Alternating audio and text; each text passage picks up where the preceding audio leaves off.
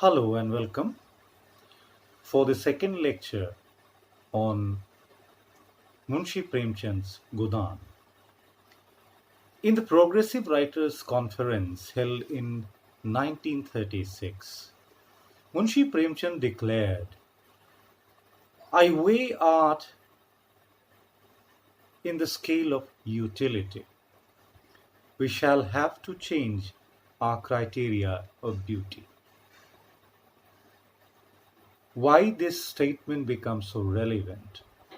Because in the same year Godaan was published, it is considered his magnum opus and it established Premchand as a novelist of the highest order. The novel not only presents the plight of the small farmers but also highlights the disparity between the rich and the poor. It expresses the antipathy of the haves against have-nots.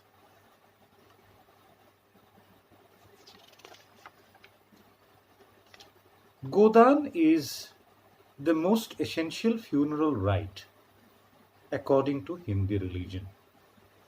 Well, we are talking about why this title was given to this novel.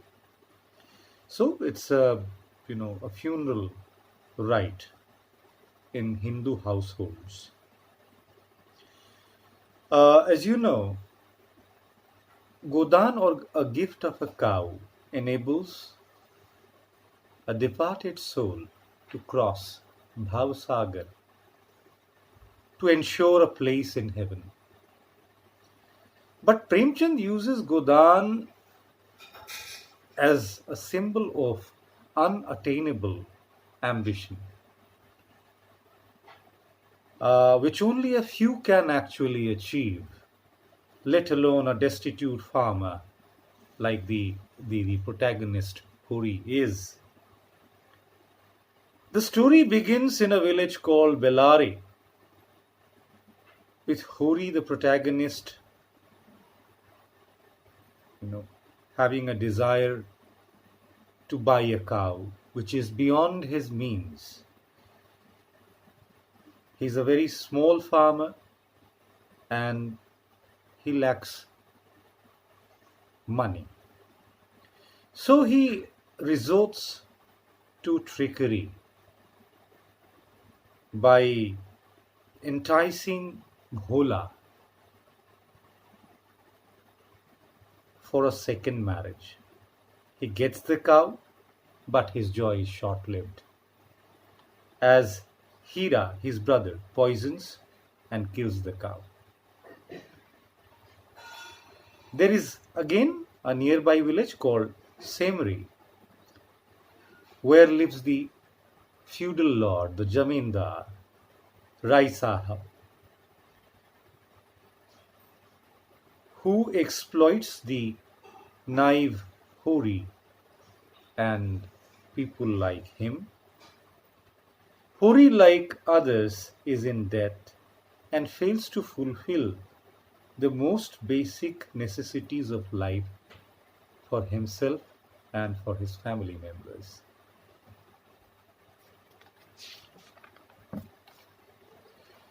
Hori's son, Govardhan or Gobar, resents his father's ways, his submissive behavior to moneylenders or the feudal lord Rai Sahab. Gobar represents the new generation amongst the farmers who are rebellious in nature and they detest the condition of farmers. They do not want to engage themselves in farming anymore.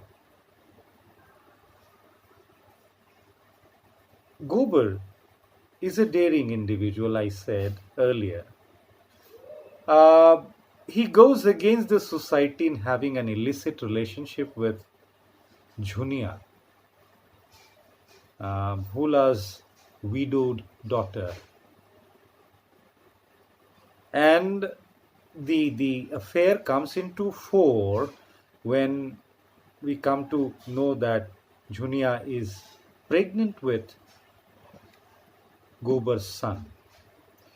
This particular incident causes great ruckus in the village, yet she is welcomed in the household by Hori's wife Dhania, who is at once the grandmother turned mother. She tends and takes care of Junia, despite the fact that she knows very well that Gobar can never marry Junia, going against the sanctions of the society.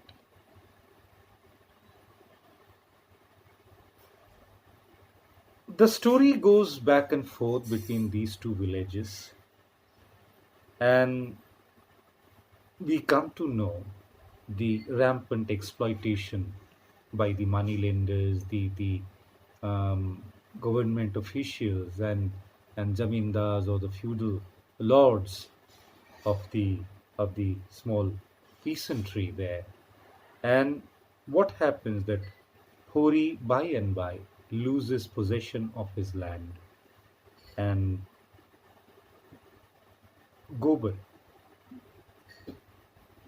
unable to bear the bad financial condition of his family, he goes to the city Lucknow in search of job. And Bhola at the end becomes a laborer, earning his wages from a farmer.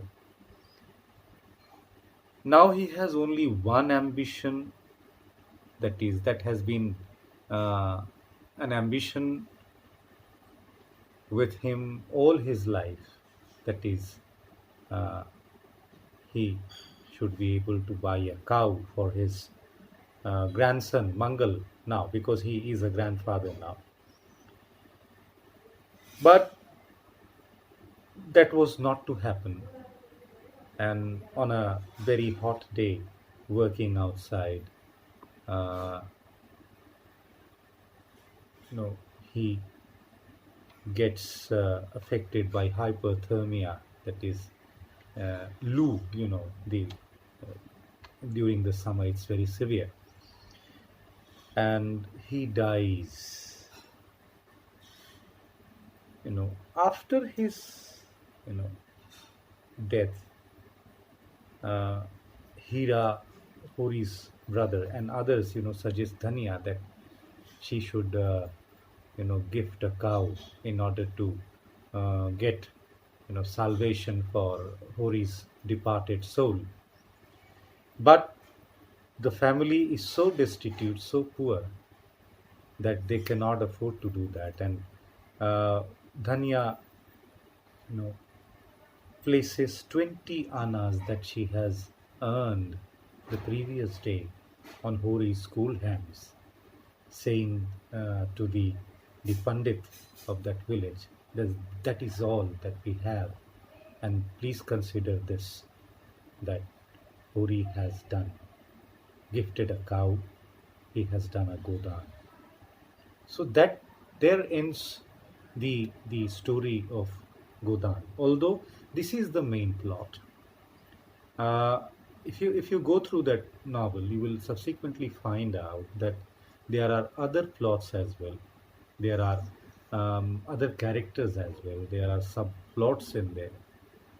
But ironically enough, all the characters and plots, are there as a subsidiary to this plot of Hori, his lifelong ambition rather, to buy a cow, and his death with that sense of unfulfillment, dissatisfaction on his part. And this shows the realistic picture of the Indian peasantry in the villages, and it has become one of the landmarks in Hindi literature, and it is very much popular amongst masses in our country as well as abroad.